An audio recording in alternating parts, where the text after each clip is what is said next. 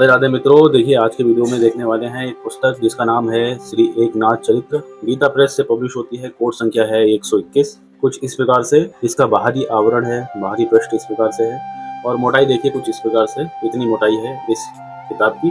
Back cover देखिए कुछ इस प्रकार से है। तो काफी पुरानी किताब है मेरे पास में। अब जो नई किताब पब्लिश हो रही है उसका जो फ्रंट कवर है वो थोड़ा चेंज हो गया है। इसमें अंदर तो देखिए 121 नंबर कोड है इसका, श्री एकनाथ चरित्र और श्री नाथ वाणी का प्रसाद। कुछ इस प्रकार से शुरुआत होती है इस पुस्तक की। मेरे पास जो किताब है 10 रुपए इसका मूल्य उस समय था जब संवत 2053 का 8वां संस्करण प्रकाशित हुआ था इस किताब का।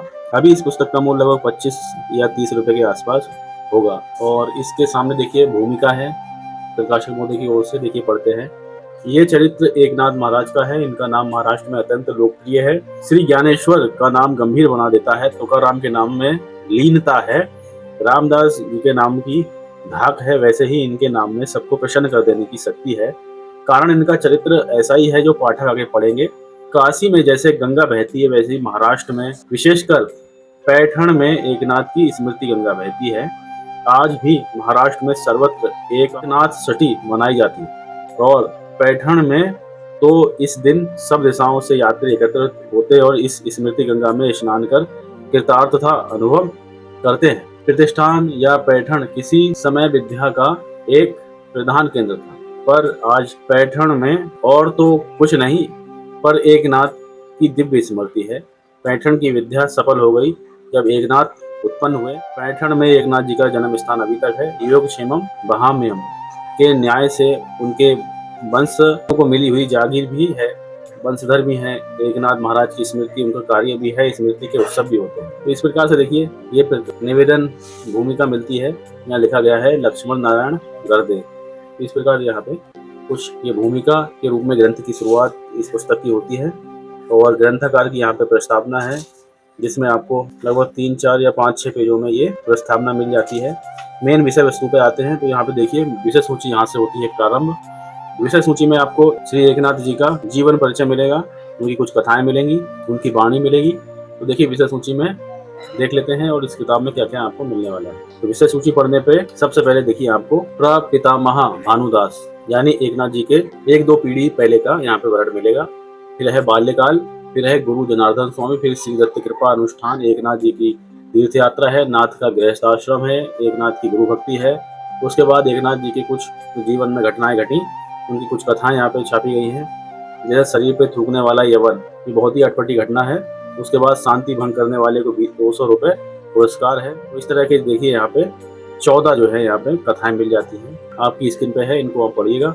उसके बाद देखिए नाथ और श्री खंडिया काशी आदि की यात्रा ग्रंथ, फिर अंतिम यहाँ पे कुछ बातें छापी गई हैं। और नाथ वाणी का प्रसाद यानी एकनाथ जी की वाणी है। यहाँ पे चतुश्लोकी भागवत पे कुछ वाणी मिलती है। रुक्मणी स्वयंवर यानी माता रुक्मणी और श्री कृष्ण महाराज का जो विवाह हुआ था वहाँ पे भी कुछ वाणी मिलती है, जिसमें कुछ जो है यहाँ पे पाठ दिए गए हैं, जिसमें श्री कृष्ण स्वरूप, कृष्णनंदा, रमणी, द्वारका, रुक्मणी रूप वर्ण, वर पूजन, वंदन और देवी देव। इस प्रकार से रुक्मणी स्वयंवर प्राप्त होता है। उसके बाद चिरंजीव पद, फिर भावार्थ रामायण है जिसके कुछ खंड हैं यहाँ पे 4। गजन्मा, राम का जन्म, राम का रणयज्ञ, सीता सुत्ती, राम का सगुण रूप, एकनाथी भागवत।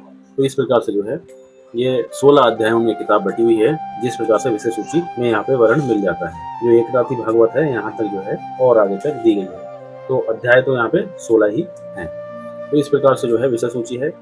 और यहाँ पे श्री एकनाथ चरित्र दिया गया है, जिसमें फिर पितामह भानुदास यानी शुरुआत यहाँ पे दादाजी से होती है। श्री एकनाथ जी के यहाँ पे वंश का वर्णन यहाँ पे मिल जाता है शुरुआत में ही। तो इस प्रकार जो है यहाँ पे शुरुआत होती है जीवन परिचय के साथ में, जो कि अगर आप पढ़ेंगे तो कई पेजों में यहाँ पे आपको मिल जाता है। उसके बाद देखिए एक चैप्टर आता है बाल्यकाल। तो यहाँ पे 1-2 पैराग्राफ पढ़ते हैं। देखिए बाल अवस्था कैसी थी। देह तो छोटी सी ही होती है पर उसके आत्मज्ञान की पौ फटती है और ऐसा प्रकाश फैलता है जो जैसा सूर्य के आगे उसका अपना प्रकाश फैलता है। उसे अवस्था की प्रतीक्षा नहीं करनी पड़ती, वयस की प्रतीक्षा नहीं करनी पड़ती। बचपन में ही सर्वज्ञता उसके गले में जयमाल पहनाती है। ये जो है ज्ञानेश्वरी से कुछ यहाँ पे एक पैराग्राफ शुरुआत में मिल जाता है बाल्यकाल में। तो बाल्यकाल का यहाँ पे वर्णन दिया गया है। फिर उसके बाद गुरु कौन है, तो इसमें गुरु का वर्णन मिल जाता है। उसके बाद देखिए यहाँ पे एकनाथ जी की तीर्थ यात्रा होती है, किस प्रकार वो जो है तीर्थों के दर्शन करते हैं, उनका वर्णन है। फिर उनका गृहस्थ आश्रम का यहाँ पे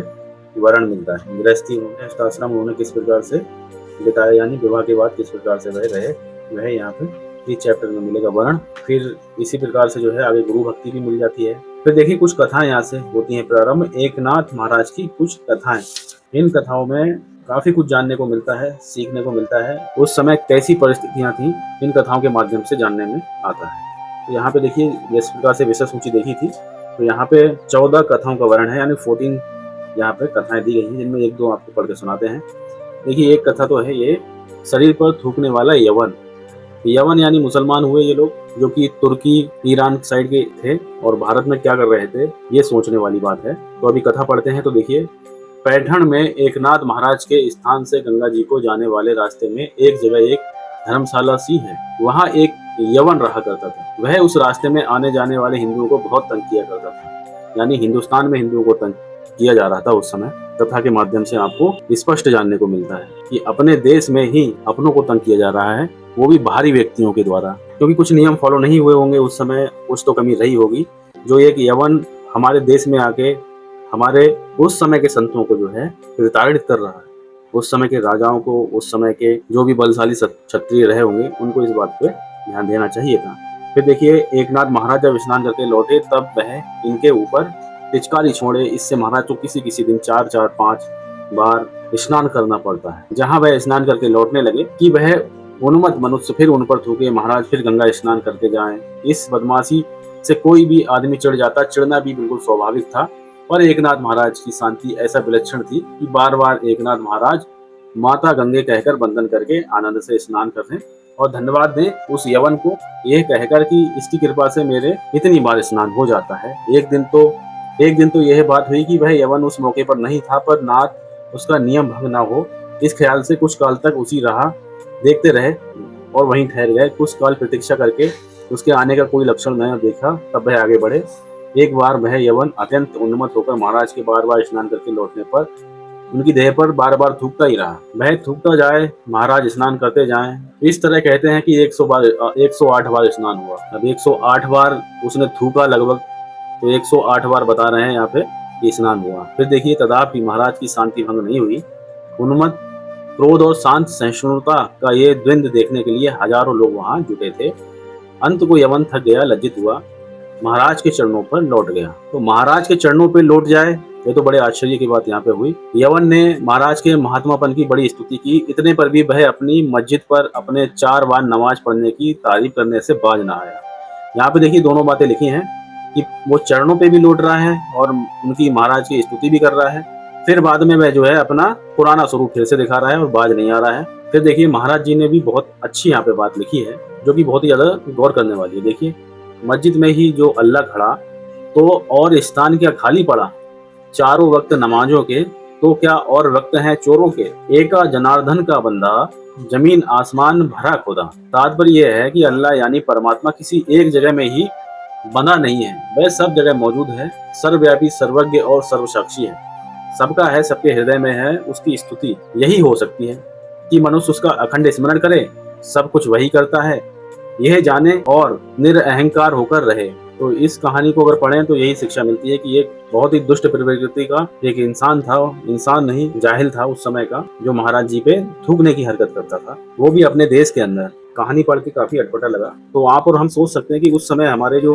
पुराने संत रहे होंगे, उन्होंने किस प्रकार से अपना जीवन बिताया होगा, उनकी भक्ति का लेवल किस प्रकार से रहा होगा। उनकी भक्ति को बारंबार नमस्कार है, बारंबार नमन है। फिर देखिए, और भी कथाएं यहाँ पे इनके जीवन से जुड़ी हुई यहाँ पे प्राप्त होती हैं।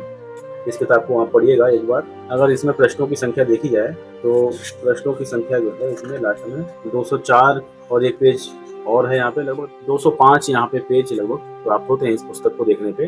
तो मित्रों, भगवान के आने को अनेक भक्त हुए हैं, क्योंकि भगवान की लीला अपरंपार है। उन्हीं में से एक भक्त थे श्री एकनाथ जी, जिनके चरित्र को बताती हुई किताब हमने आज के वीडियो में देखी। श्री एकनाथ चरित्र गीता प्रेस से पब्लिश होती है। मिलते हैं और किसी ज्ञानवर्धक वीडियो के साथ में। ख्याल रखिएगा अपना। एक बार प्रेम से बोलेंगे, ओम नमो भगवते वासुदेवाय।